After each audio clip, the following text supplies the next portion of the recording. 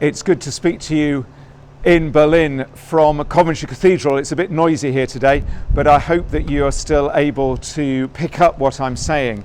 I was so looking forward to being there with you in the Kaiser Wilhelm Memorial Church today as we commemorate together the dreadful story of the destruction of Coventry on the 14th of November 1940, but the extraordinarily moving story of the reconciliation that began on the 15th when my predecessor, Provost Howard, stood here in the midst of the ruins of this cathedral and spoke those two words, Father, forgive, recognizing that all of us need to experience God's forgiveness.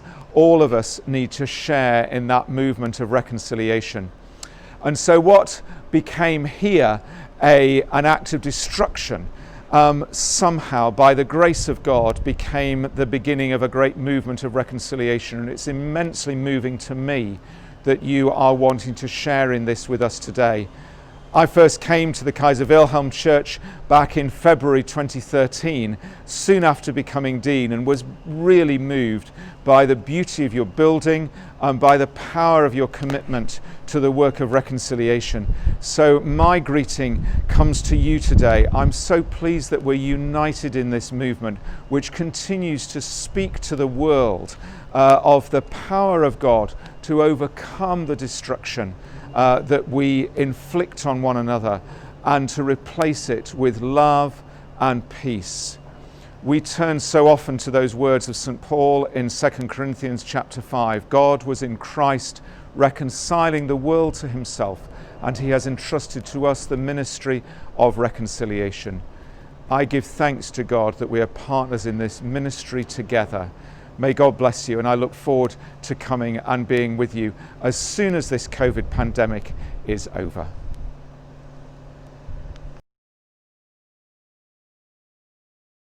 Let me express kind regards from above, from the ruin of the tower of the old Kaiser Wilhelm Memorial Church in Berlin. I am Kathrin Oxen and I am a pastor at this very special church. During our Coventry prayer every Friday at noon downstairs in the Memorial Hall, I tell the story of the cross of nails. And I also explain that almost exactly 3 years after the Coventry Blitz, in November 1943, the Memorial Church was destroyed by English bombers. And then, I am always glad that there is more to say. That the English attack on Berlin was not just retaliation for the German attacks on Coventry and other cities, but that from it came a moving and unique story of true reconciliation. In telling this story, I get to the secret, to the bottom of reconciliation. Reconciliation is not the silence that comes after the "as you do to me, so I will do to you." Nor does reconciliation mean sweeping what has happened under the carpet and hoping that in time it will become permanently hidden. After 80 years, the wounds of war have healed, in Coventry and in Berlin, in the look of the cities and also in the rebuilding of the two destroyed places of worship. You can see our new tower behind me. But the wounds of the past remain uniquely visible in Coventry and in Berlin.